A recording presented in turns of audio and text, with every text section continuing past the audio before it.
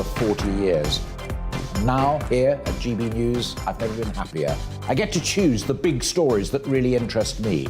We hear what you have to say, and you hear what I have to say. I really hope you can join me, noon on Saturdays and Sundays. Join me, Arlene Foster, for the briefing on GB News. Every Friday at 3 p.m, I'll give you all the latest political news and analysis, and we'll have robust live debate. To make sure that you're caught up on all of the biggest issues of the day, we'll bring on experts in their field.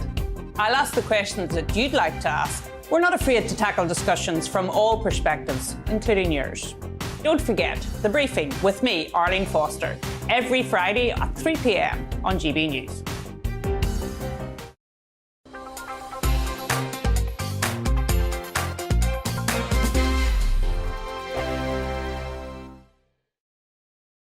We are GB News. We're right across this great nation.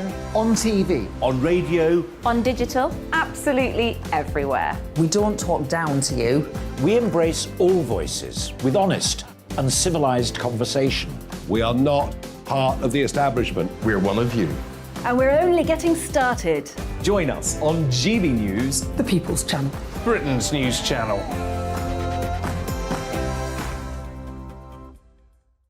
Hi there, it's Stephen and Anne. At breakfast from 6 a.m, you'll always be caught up with everything you need to know, the latest headlines, opinions and debates. We'll bring you the good news and the bad, but most of all, we're here for you. Remember, send in your views and let us know what you would like us to talk about. That's because we're your news channel. And every morning at 6 a.m, it's breakfast on GB News. My name's Tom Harwood, and join me 9:30 a.m. every weekday for The Briefing, your one-stop shop for everything you need to know about what's going on in politics today. I wonder if this is a deal that might need to be like the biscuits in this factory, twice baked. Is there not an opportunity here to win out against the extremes? Tom Harwood, GB News. What are you going to do about it?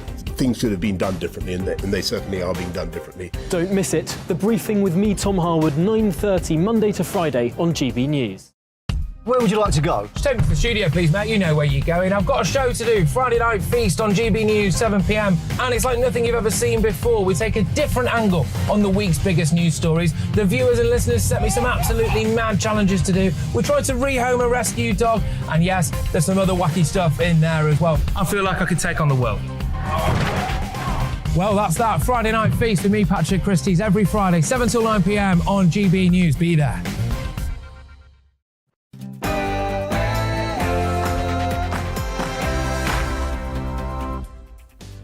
A very good afternoon and welcome to the Briefing PM, an hour of the latest political news, debate and analysis here on GB News. I'm Darren McCaffrey and here's what's coming up between now and 4 o'clock this afternoon. We're down to the final 2 candidates. Yes, it's the former Chancellor, Rishi Sunak, up against the Foreign Secretary, Liz Truss, in the battle for number 10. We'll be looking at the latest as Conservative voters, Conservative Party members, will now take control of the contests. 2 candidates set for a head-to-head summer of campaigning. Who are you backing? The winner going to be announced on September 5th, taking over in number 10 on September 6th. And we'll also be in Scotland in this hour following the publication of the final report by the Drugs Deaths Task Force. We'll be getting the latest reaction to this and what the SNP government there could be doing to try and improve that pretty desperate situation. As always, want to hear from you as well. Do get in touch, particularly if you are a Conservative Party member. How are you going to vote this summer? Is your mind already made up? GBViews at gbnews.uk, or indeed tweet me at GBNews. All that and so much more between now and 4 o'clock. But first, at the top of the hour, let's bring you the very latest news headlines.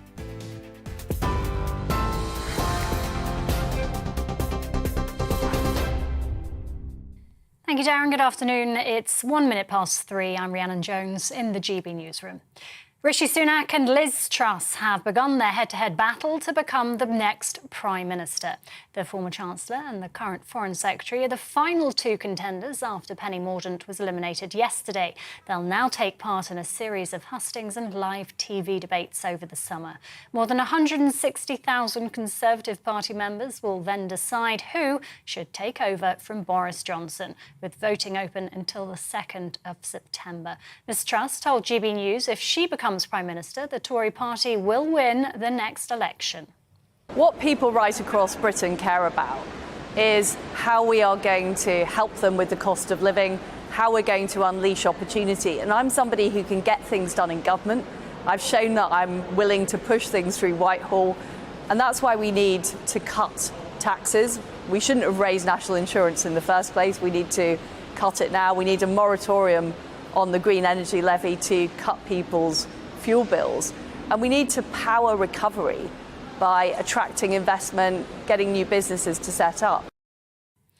Well, Shadow Justice Secretary Steve Reid told GB News both candidates represent everything that's wrong with Boris Johnson's government.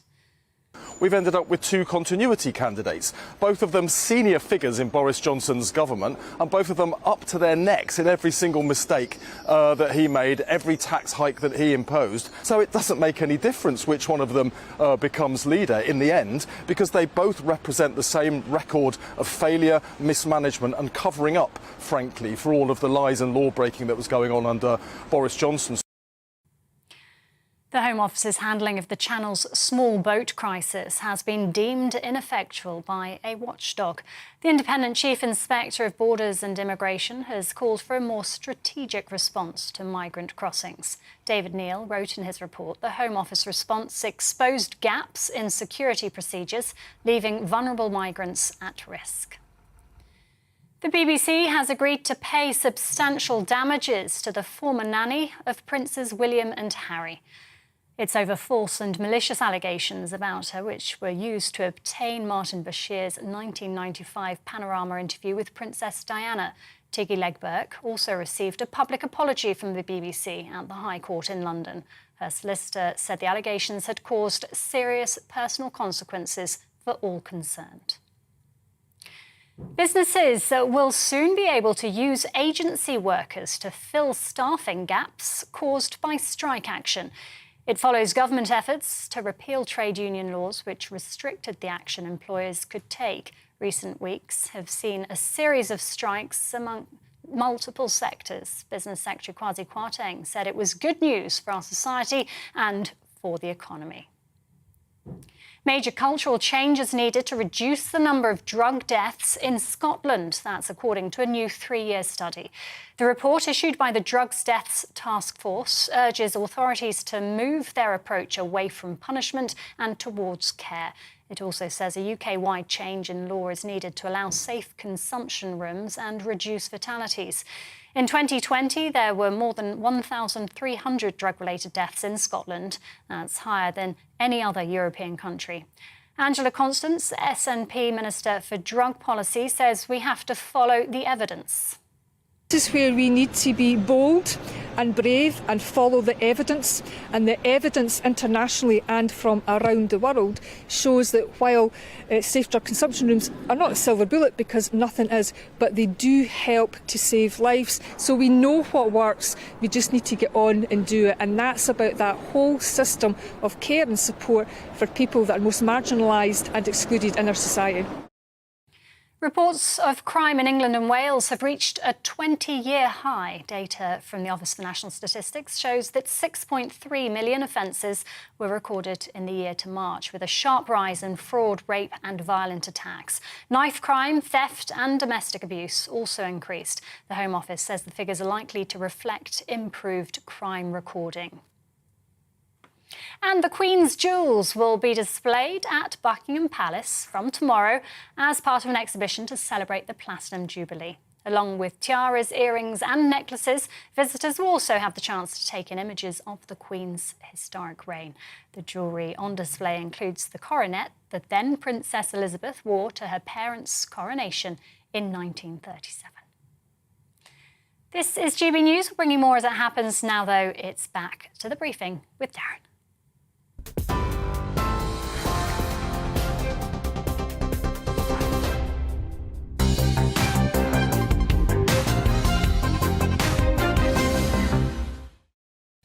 Indeed, very good afternoon. It is 6 minutes past 3 o'clock on this Thursday. We're on TV, online, and of course on your wireless radio as well. Thank you very much indeed for your company. Well, there is, again, only one story in town today, and that is the Conservative leadership race, because Rishi Sunak and Liz Truss will now go head-to-head in the contest to decide not just who becomes the next Conservative leader, but, of course, our next Prime Minister too. It comes after Penny Mordaunt was eliminated from the race yesterday after receiving the fewest votes in the final MP's ballot. So what does happen next, and when are we likely to get a result? Our reporter Paul Hawkins has been finding out.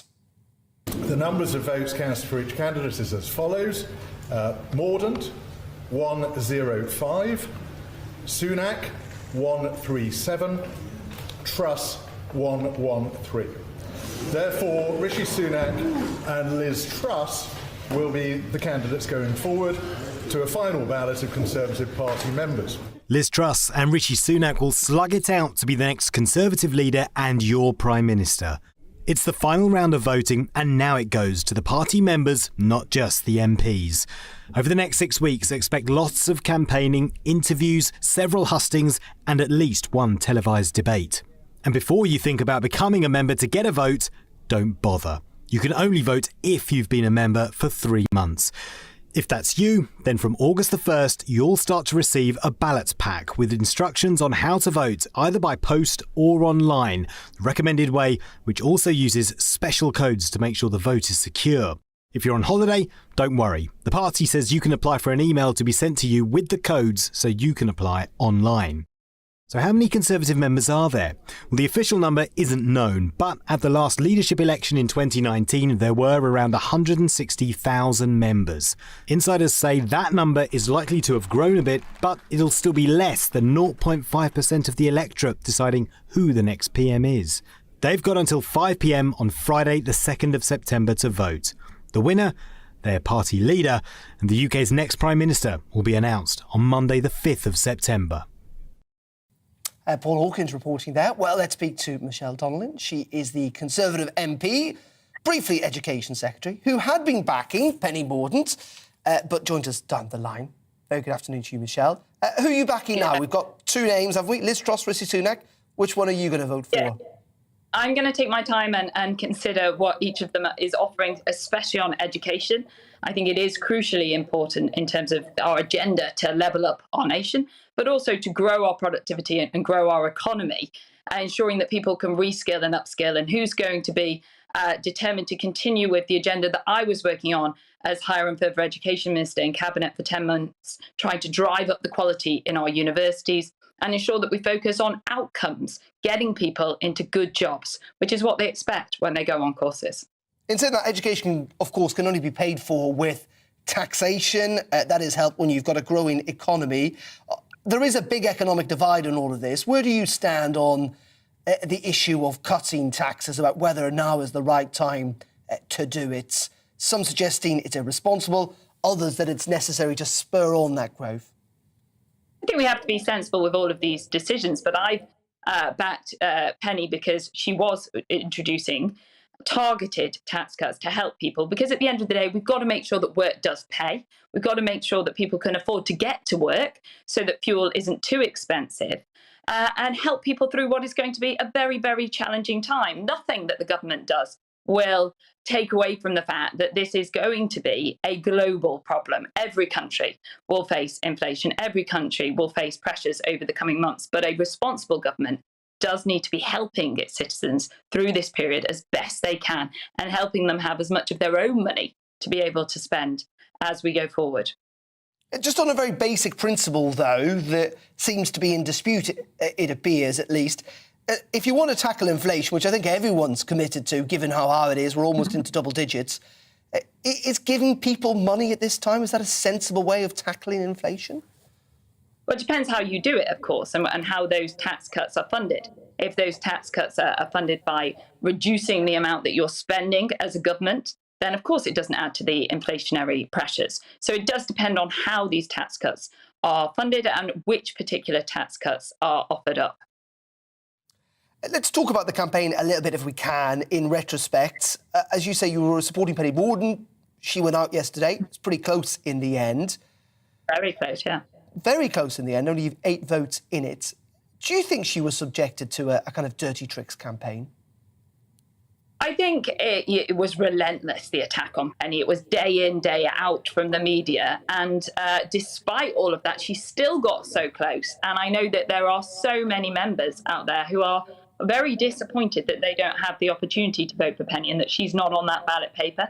I speak of, firsthand from my own members who have been messaging me last night, very upset, in fact, because they really wanted her as the next Prime Minister.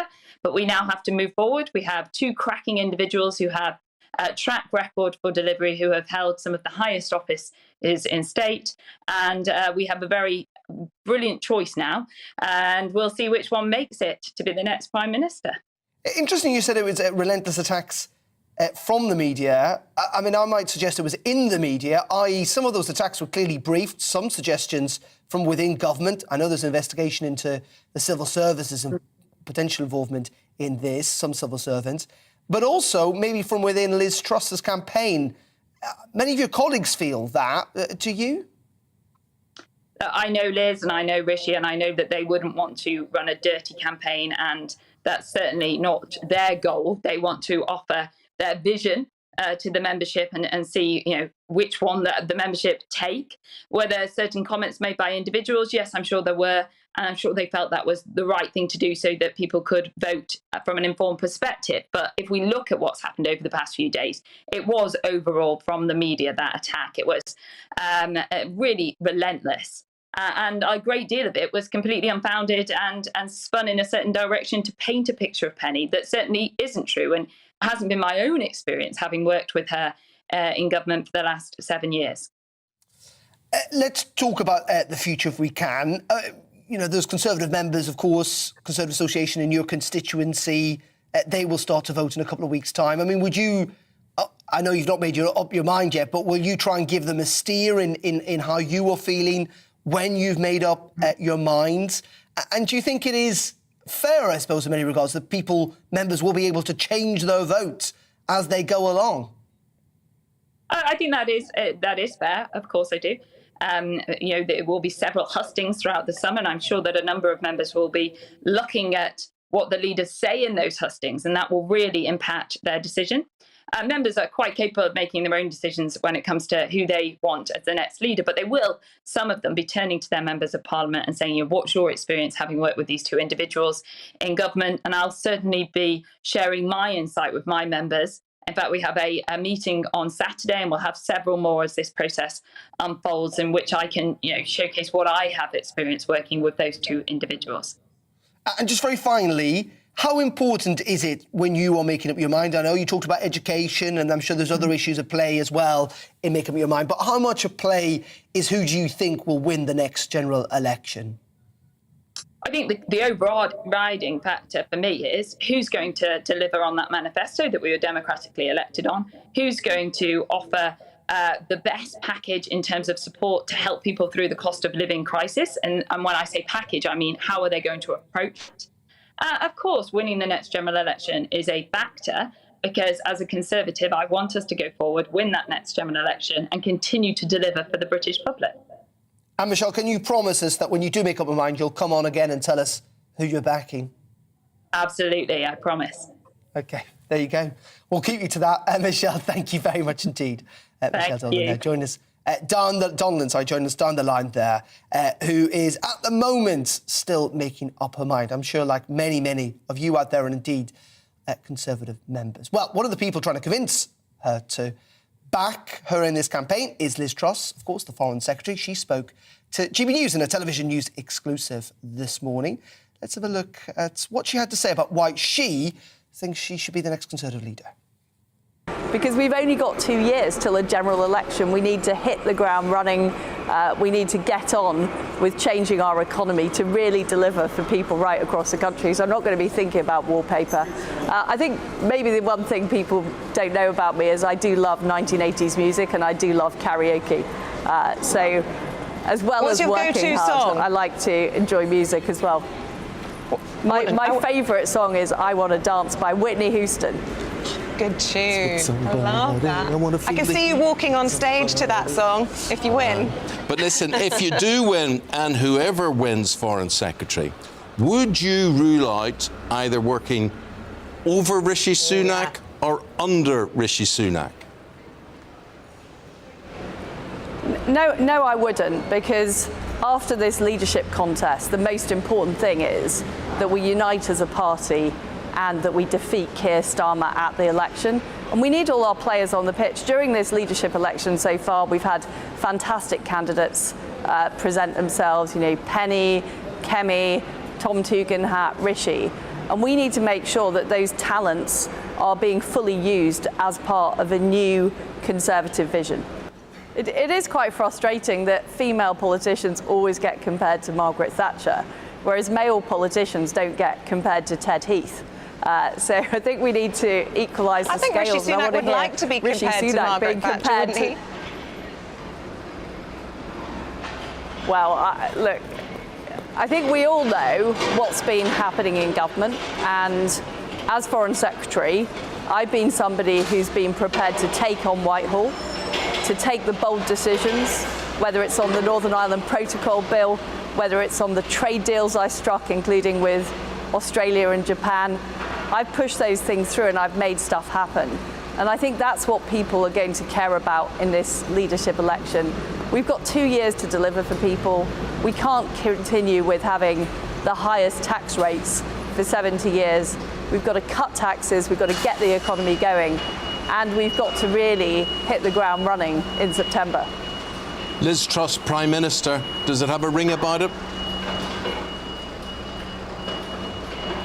I believe it does.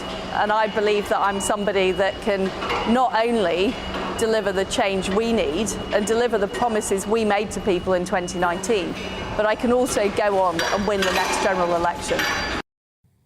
And there you go. That was Liz Truss speaking to Eamon and Isabel earlier on this morning here on GB News. Let's bring in our political reporter, Catherine Foster, who is in the studio with me this afternoon. Catherine, what did you make of that interview this morning? She did one on the radio, but I think that's the only one she did on television. Clearly, in many ways, talking about 1980s music there, trying to show a bit of personality.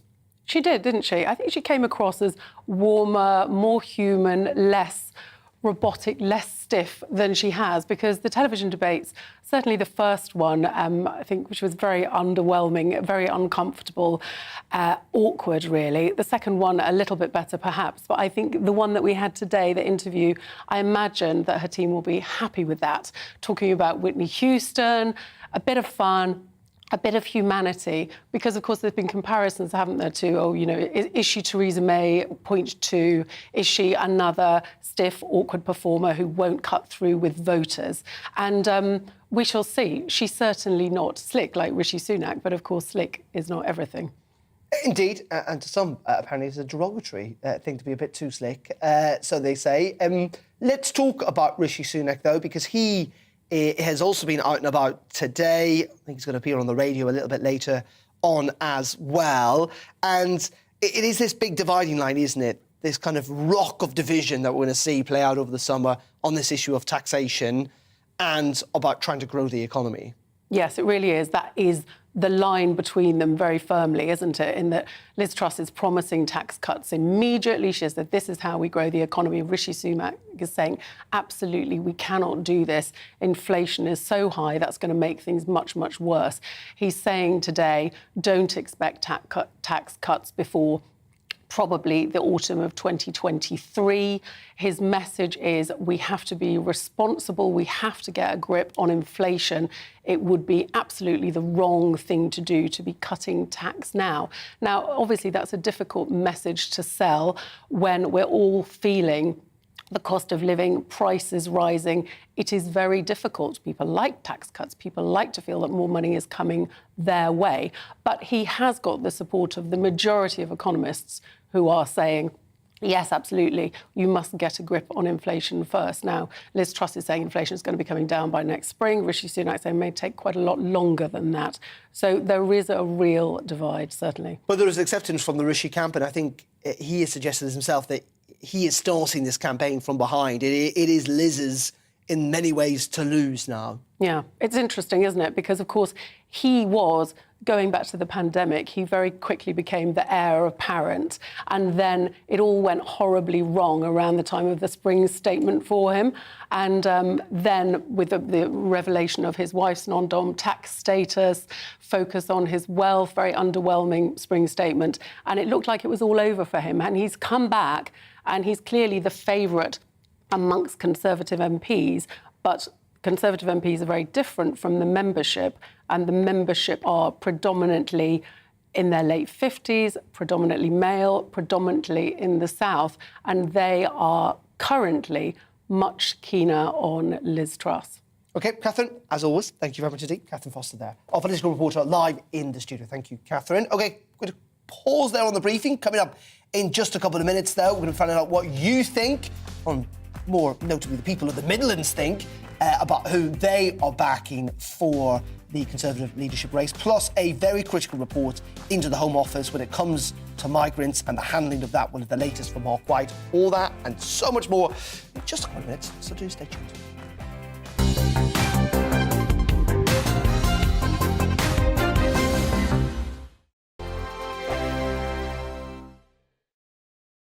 We are GB News. We're right across this great nation. On TV. On radio. On digital. Absolutely everywhere. We don't talk down to you. We embrace all voices with honest and civilised conversation. We are not part of the establishment. We're one of you. And we're only getting started. Join us on GB News, the People's Channel. Britain's news channel.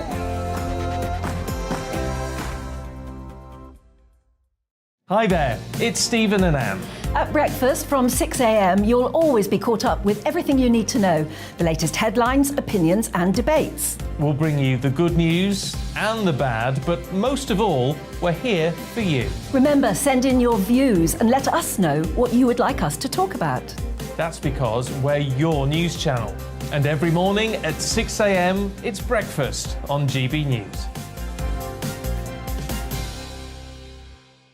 My name's Tom Harwood and join me 9:30 a.m. every weekday for The Briefing, your one-stop shop for everything you need to know about what's going on in politics today. I wonder if this is a deal that might need to be like the biscuits in this factory, twice baked. Is there not an opportunity here to win out against the extremes? Tom Harwood, GB News. What are you going to do about it? Things should have been done differently, and they certainly are being done differently. Don't miss it. The Briefing with me, Tom Harwood, 9:30 Monday to Friday on GB News.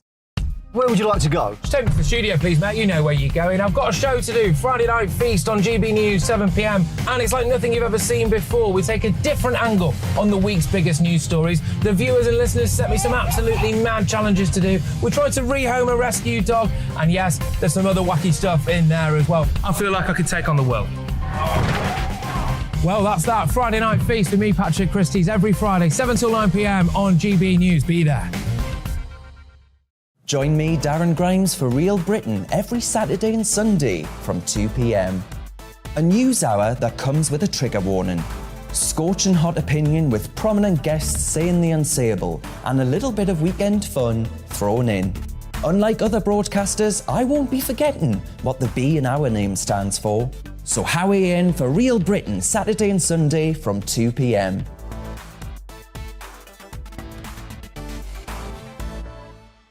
Hello, I'm Patrick Christie's. And I'm Mercy Moroki. Make sure that you join us Monday to Thursday, 10 a.m. until midday, right here on GB News for To The Point. We're not afraid to talk about the topics that matter to you or the big topics that always matter. We cover absolutely everything, from the breaking political stories of the day to law and order, what's going on in the channel. We're not afraid to hold people to account. We always make sure we include your views on our show. Indeed, if you're thinking it, you can guarantee that we're saying it. So make sure you join the conversation with us, 10 a.m. until midday, Monday to Thursday, for To The Point on GB News.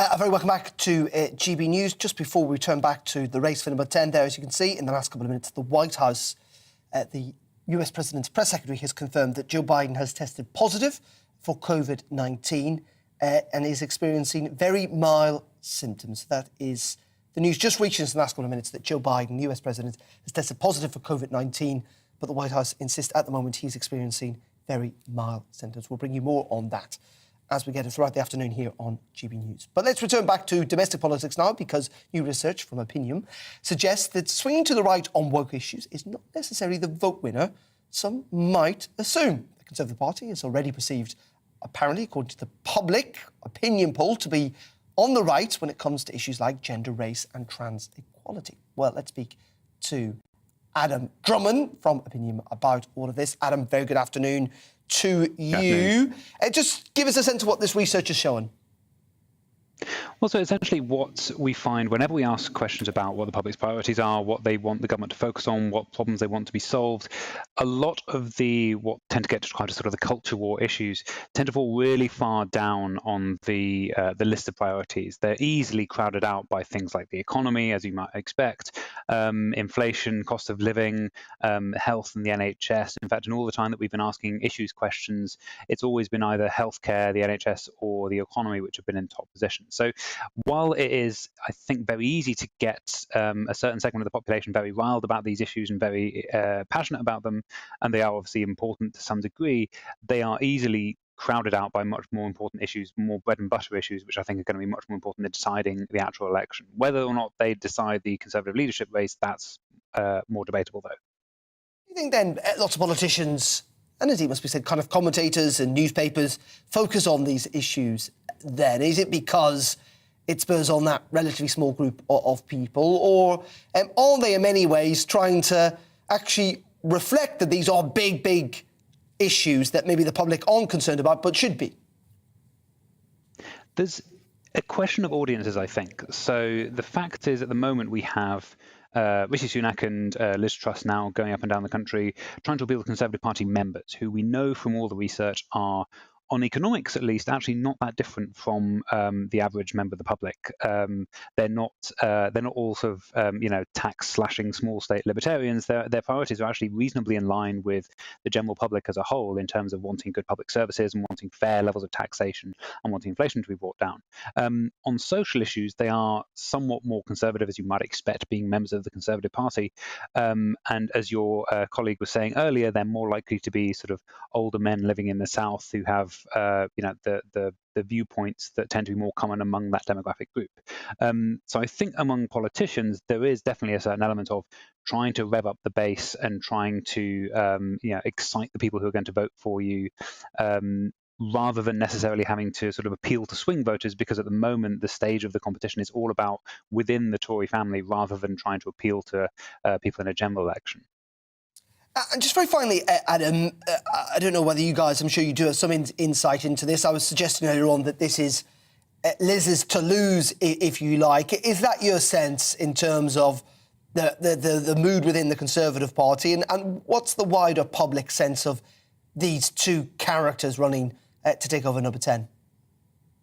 So it's a really interesting question about how different Conservative Party members are to people who vote Conservative more generally, which obviously, it's a group that's like 30 times or even more bigger, and the general public as a whole. So generally speaking, the information that we have comes from, I think, 2 YouGov polls of Conservative Party members, which generally showed Rishi Sunak losing to whoever he was up against by sort of 2-to-1 margins. The poll that we did of Conservative Party members earlier in the process showed it being a slightly tighter race than that. We haven't yet had something else come out more recently to disprove that in any way. But we know that when we show all of these people to the general public, and the best way we found of doing that was to get people to watch the leaders' debates, we found that Rishi Sunak came out much more strongly than Liz Truss. He seems to be more popular among the general public, and that's once you account for name recognition by forcing people to actually watch the debate. When we asked the question of which of the candidates people thought definitely should not be Prime Minister, Liz Truss came out top of that poll. So I think there's a danger for the Conservative Party of choosing somebody who ticks all the boxes for the membership but doesn't do so for the rest of the country, and that's a decision that members really need to sort of think about and take into account. And obviously the way the campaign unfolds over the next couple of weeks is going to help inform that. Fascinating stuff. Adam, thank you very much indeed for joining us. Adam Drummond there, joining us down the line. Thank you. Well, what do the people of Lincolnshire think about all of this? Because our reporter Will Hollis is in the constituency of South Holland and the Deepings. What a great name. Will, what are the good people of the East Midlands saying to you?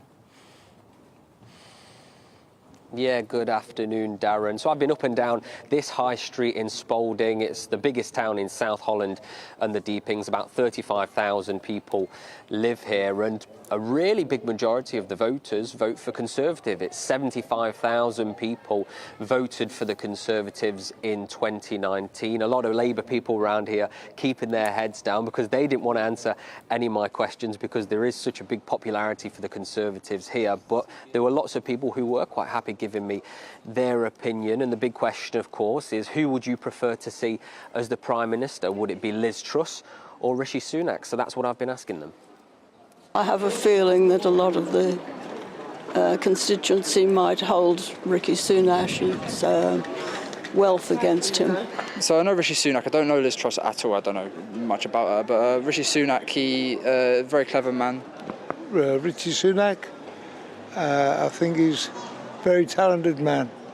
Liz Truss, because I think we need a woman in now, because men seem to have messed up completely. I personally think that Rishi Sunak, who showed himself to be a good chancellor and careful with the country's money, would be a good man for the job. I don't think, personally, none of them will do any good. Yes, I think I prefer the gentleman, Rishi. I think he'll be a good one. Better than Boris. Tell you the truth, I think they're both as bad as each other. Well, all politicians are. They make loads of promises and never live up to them. I think there were a few points that really came from the people in Spalding. Rishi Sunak, that he seems to be really good with money, despite high taxes. They seem to think they did OK during the pandemic and furlough. But is Brexit going to be the big factor here? Maybe Liz Truss, in her role as the Foreign Secretary, might win a few more votes from the members here in Spalding and South Holland and the Deeping. But what was quite telling was the amount of people that are still really upset and still quite bitter about the way that Boris Johnson left office only a couple of weeks ago.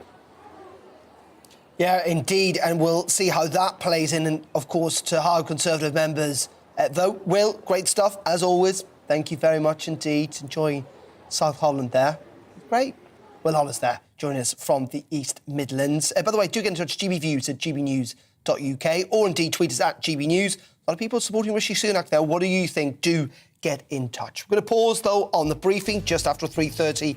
Let's head back to Rhiannon for the very latest news headlines. Going to be talking about UK borders at risk in a moment. But first, the latest, particularly on that news that Joe Biden has just tested positive for COVID. Here's Rhiannon with the headlines.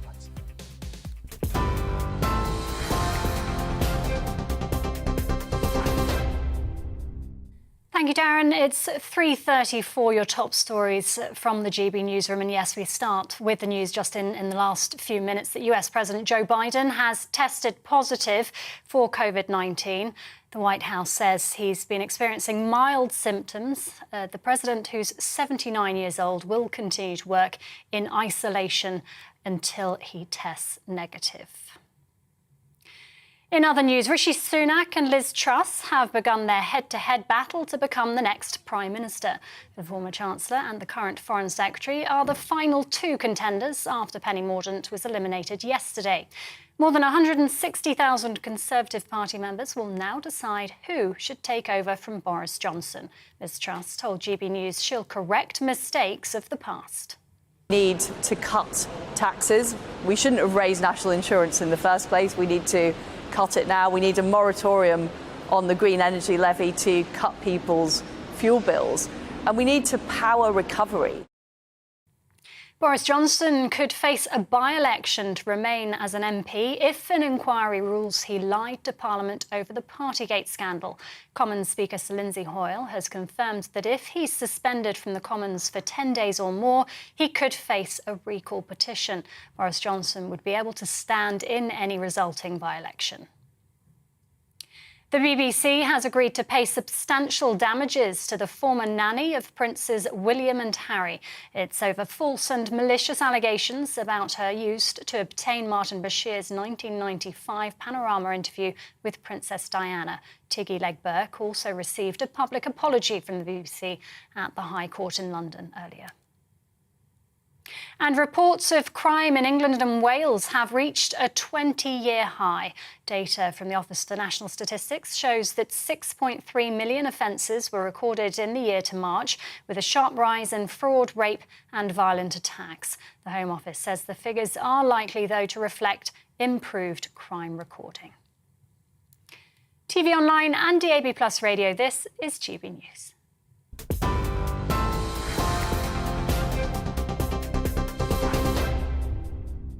Direct Bullion sponsors the Finance Report on GB News for gold and silver investment.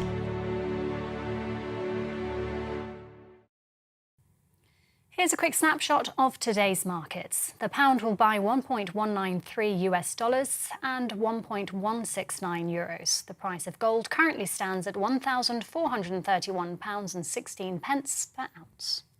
Direct Bullion sponsors the Finance Report on GB News for gold and silver investment.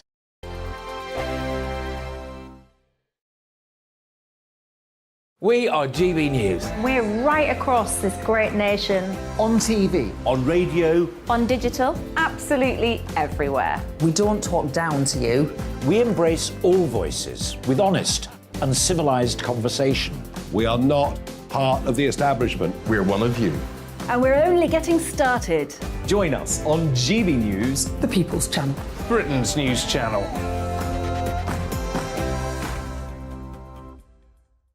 Hi there, it's Stephen and Anne.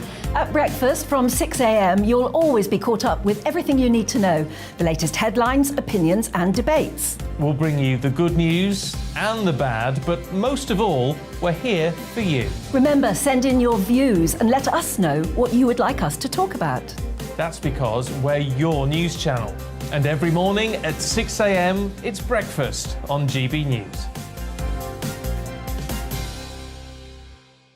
My name's Tom Harwood and join me 9:30 a.m. every weekday for The Briefing, your one-stop shop for everything you need to know about what's going on in politics today. I wonder if this is a deal that might need to be like the biscuits in this factory, twice baked. Is there not an opportunity here to win out against the extremes? Tom Harwood, GB News. What are you going to do about it? Things should have been done differently, and they certainly are being done differently. Don't miss it. The Briefing with me, Tom Harwood, 9:30 Monday to Friday on GB News.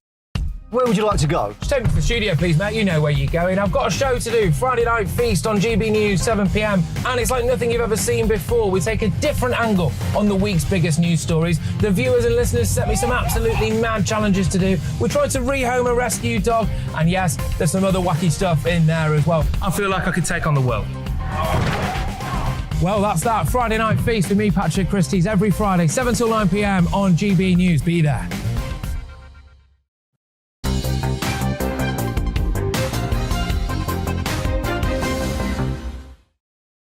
A very welcome back to The Briefing here on GB News, 21 minutes to 4 o'clock on this Thursday afternoon. We're on TV, online and, of course, on your radio, if you're listening and indeed watching. Thank you very much indeed for your company. Now, a damning new report has laid bare the risk to our borders. The Independent Chief Inspector of Borders and Immigration found that the Home Office's response to the small boats crisis is ineffective and inefficient.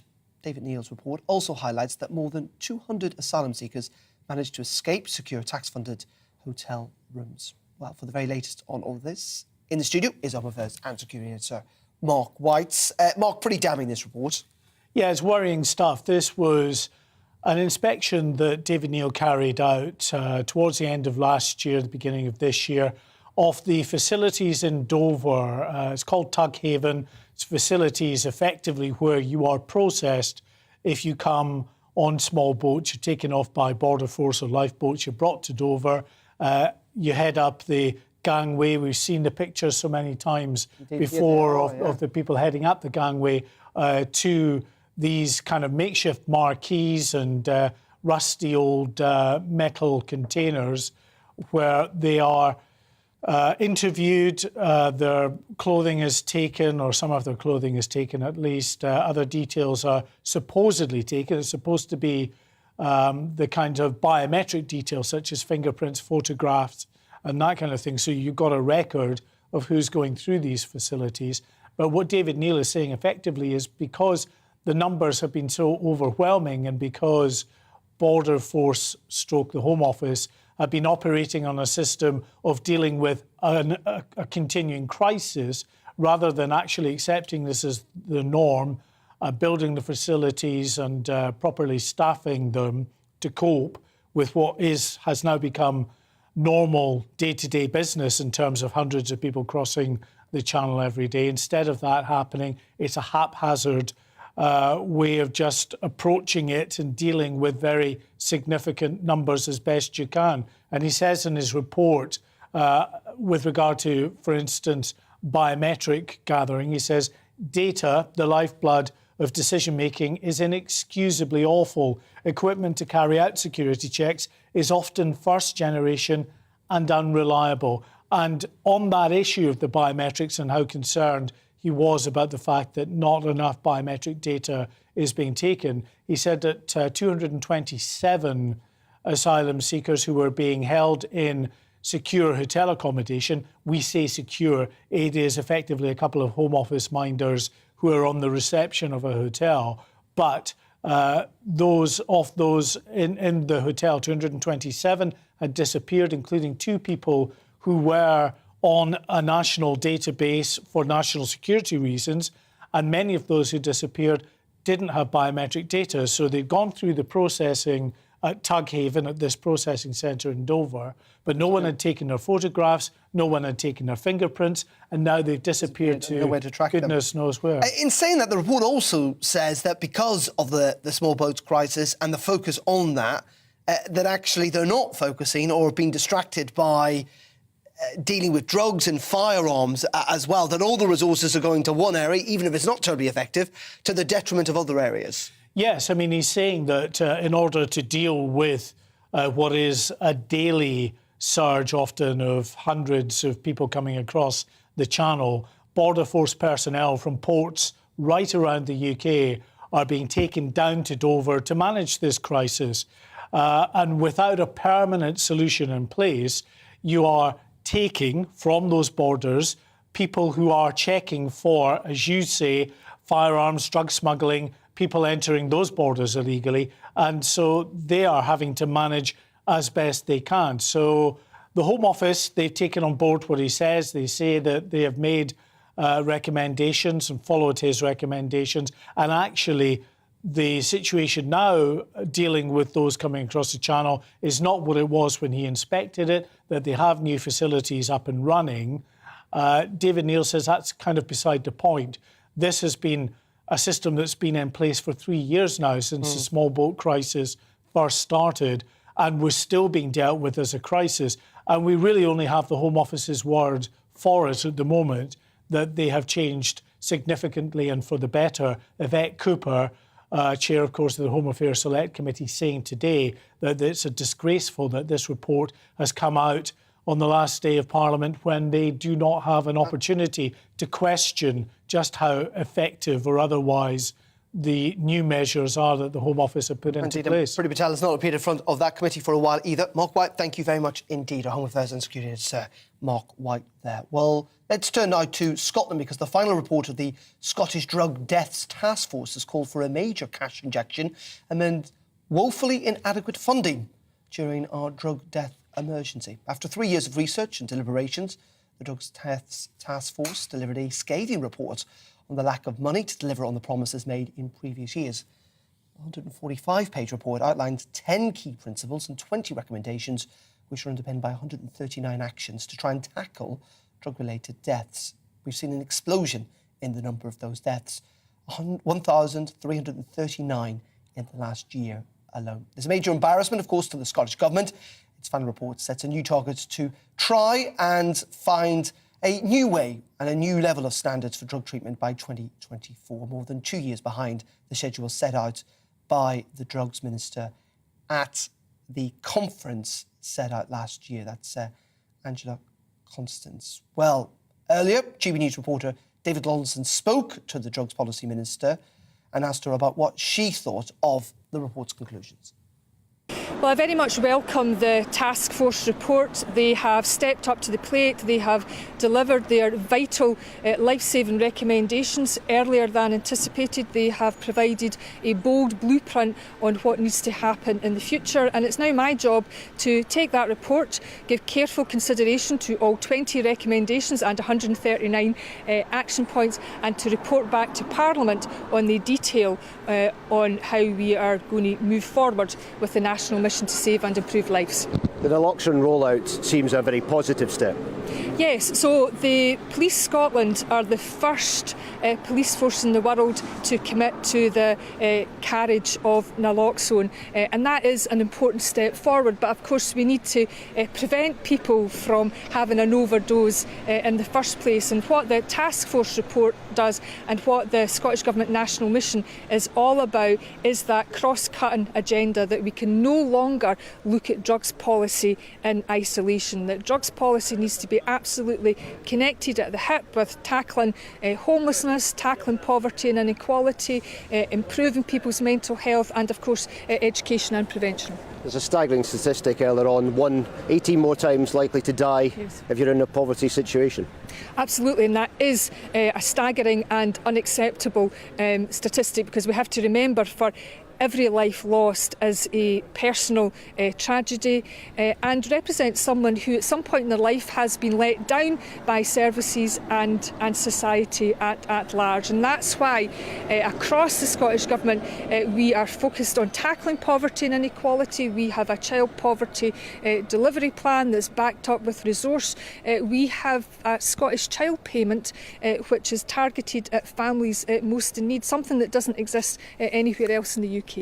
They've got the drug taking centres that was also going to be rolled out as well. Some people look at that and think that's pretty controversial, that you're offering a centre to people to take drugs. So there is a proposition with the Crown Office around safer drug consumption facilities, and this is where we need to be bold and brave and follow the evidence. And the evidence internationally and from around the world shows that while safe drug consumption rooms are not a silver bullet, because nothing is, but they do help to save lives. And when the new facility in New York was opened, for example, it helped to save 57 lives in the first 3 weeks. Well, let's go to Glasgow now and speak to Councillor Thomas Kerr. Glasgow, of course, one of the areas that's been deeply affected by drugs deaths. I think there have been, hundreds in the last year alone. Just give us a sense, actually, Thomas, of how bad the situation is in your area. Well, it is pretty horrendous. I mean, Scotland right now has the worst drug death crisis in the whole of Europe. We're 5 times worse than the rest of the UK, and that's even worse here in Glasgow, in a city this big. So the situation is pretty dire, and this is all at the feet of the Scottish Government, as you've just heard from Angela Constance. Why is that? I mean, there was a suggestion there, wasn't there, that poverty, this is massively linked to poverty. Is that your experience? I think that's part of the issue, but there's also an issue of having a government that's taking its eye off the ball. Now, that's not my words, that's the words of Nicola Sturgeon herself. This government in Scotland has presided over this terrible rise in deaths that's happened in Scotland. They presided over an absolute disaster that's happened when it comes to our drug deaths, and budgets cuts when it comes to health and social care partnerships. And that's all at the feet of Nicola Sturgeon. So they've got the priorities wrong. The First Minister admitted that last year when she said that she took her eye off the ball. I'm glad they've finally put it back on the ball, but I don't think that has happened properly, because they're focusing on other priorities rather than what we actually have to tackle here. Is this the SNP's fault, though, in the sense that, drug deaths, as far as I know, have been higher in Scotland way before the SNP came into government? Might be right in that they've not done anything to tackle it. Situations got worse, but this is a very, very long-term issue. Well, I think this is, I'm using the First Minister's own words, Darren. She said that she took her eye off the ball. I think that this is the SNP's fault, because there's been a reason as to why this has continued to happen year on year, because we've got a government here in Scotland who's not been focused on the day-to-day issues. They're focused instead in grandstanding and talking about issues that's not within their remit. So over the past few years, we have seen a scandalous rise in drug deaths. There's a very easy solution here to this, and that's what the Scottish Conservatives proposing with the Right to Recovery Bill. I'm hoping that the Scottish Government will get behind that. If they're serious about tackling drug deaths, then let's work cross-party on it. But right now, I'm not convinced that that is the case. OK, Thomas Kerr, Councillor Thomas Kerr from the Conservative Party there in Glasgow. Thank you for joining us. OK, let's end the programme by returning to the Conservative leadership race, because Liz Truss was on the radio this morning, and indeed here on GB News, saying that she was wrong to back Remain in the 2016 EU referendum, and also suggested that the economic consensus of the last 20 years has not delivered growth. Let's speak to Barry Legg. He's chairman of the Brutus Group and is supporting Liz Truss in this contest. Barry, good afternoon to you. Why are you supporting a woman who said that Brexit would be terrible for the country? Well, I think what we've got to do is judge the candidates on what they're saying now and what their positions are now. Liz is now a very firm Brexiteer. Rishi has had 3 years at the Treasury in which he really hasn't done very much for Brexit at all. In fact, the Treasury has been the main blocking item in getting Brexit done. So I think looking at the candidates' positions that have developed over the last 4 or 5 years, Liz is clearly the better candidate. In saying that, she does seem to be also kind of slightly thrashing the last 12 years of Conservative governments, saying that the consensus of economic policies not delivered growth. I mean, the Tories have been in power for the most of the last 20 years. Well, I've been saying this sort of thing for quite a long time. So I say better late than never for the Tories if they're now actually looking afresh at the economy and saying, yeah, taxes are too high, public spending's too high, and we've got to get on a course that's actually different from Labour. You may remember David Cameron came in and he wanted to be the heir to Blair. So I think it's very good that Liz is saying we now need to make a correction. The heir to Thatcher? Is she the heir to Thatcher? Well, only time will tell. It took Margaret Thatcher a while to get up to full speed, and Liz is just getting out of the block. So let's see how she does. How do you think it's going to play out? I mean, it clearly is, at the moment, Liz is to lose in the sense that she seems to be the front runner in all of this. But ultimately, the end, isn't it? Lots of Conservative MPs, maybe you yourself, Conservative members, will be judging whether she can win the next election. Do you think she can? She can hold together that coalition of the Shires in the south and the Red Wall in the north? Yeah, I think she's got the best policies. And I think Rishi has got a heck of a lot of baggage he's carrying. He's been a very ineffective, unpopular Chancellor, and he's had a lot of issues that have distanced himself personally from the sort of people that vote out in the Conservative leadership election. Most of the party workers are hard-working people that are saved, and they've read plenty about Rishi and non-dom status, the green card, and a lot of people I know that are active Conservative members feel he's just not paid his own whack as a taxpayer. So I think he's got a lot of personal issues about his own finances and whether there's a little bit of hypocrisy between what he's saying about hard work and a reasonable return and the tax structures that have been put in place around himself and his family. Well, indeed, and I think it applies more to his wife than it does necessarily to him. Just very finally, though, Barry, you talked about Liz Truss having the right policies. Does she have the right personality, though? Well, I think it's policy that counts above all else. There's no good picking a guy with a nice personality and saying he's got a nice personality, he's going to deliver. You want a politician has got an idea of which direction they want to go in and gets things done. And sometimes that involves knocking people's heads together. So maybe so, but also... Yeah, I was just going to end it, though, by saying, yeah, policy does matter, but if you can't sell it, it doesn't really work very well. But we will see, and we'll come back to you, Barry, as the campaign proceeds through the summer. Thank you very much indeed for your time. Barry Legg there from the Brutus Group. Thanks, Darren. Thank you. Colin Brazier is on air in a matter of moments, but he's second next to me. Personality doesn't matter in politics, apparently. I thought you did right to correct Barry Legg there, because I think sometimes MPs forget that when they leave the chamber, they've lost their parliamentary privilege and the ability to say almost anything about anybody, including casting aspersions on the financial affairs of the Chancellor. I think you did right to correct him. What's coming up at 4? Well, I can only tell you a little bit. Liz Truss, what we call in the media jargon, has an embargo on what I think is a really significant policy announcement on the stroke of 4. How long have I got?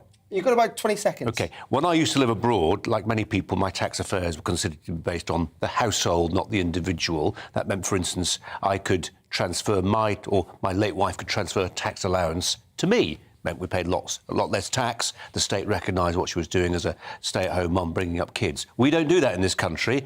And the argument runs, we have so much child poverty and fatherlessness because we don't tax households, we tax individuals. Might that change? Well, we'll find out. Stay tuned, because the embargo is going to be lifted at 4. Colin, thank you very much indeed. That is it from me for today.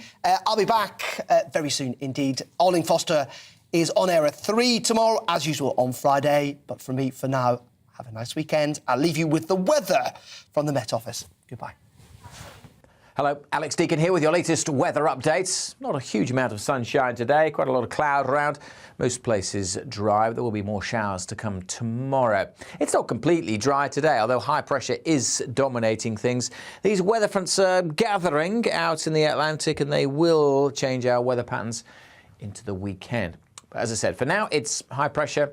1 or 2 scattered showers over northwest England, southwest Scotland and northeast Scotland. But for most places, dry for much of the night. Increasingly, though, the cloud thickening across parts of southern England, turning a bit damp and drizzly here.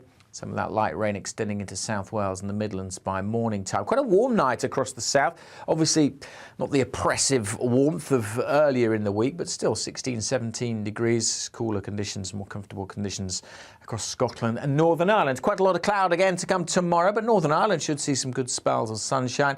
Outbreaks of mostly light rain for the Midlands, initially pushing into Northern England, but then the potential for some heavy showers to break out across parts of southern England, the Midlands and South Wales. We have a Met Office yellow warning in place for thunderstorms. Hit and miss, not everywhere seeing them. But where they do occur, they could cause some disruption. Temperatures in the south maybe into the mid-teens, but for most, a fairly cool high teens, low 20s. Still, some of those scattered but intense thunderstorms possible into the evening before they start to fade. The showers elsewhere dying out as well, but notice there's more cloud and rain pushing in. That is going to mix things up. That's those weather fronts we saw earlier, bringing some wet weather to Northern Ireland, western parts of Scotland, and by the end of the day, maybe the west coast of Wales.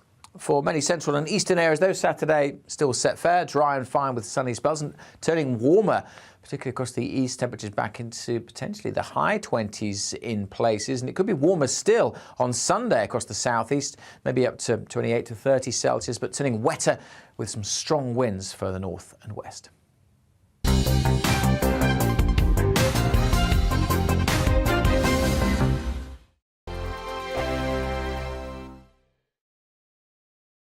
We are GB News. We're right across this great nation. On TV. On radio. On digital. Absolutely everywhere. We don't talk down to you. We embrace all voices with honest and civilised conversation. We are not part of the establishment. We're one of you. And we're only getting started. Join us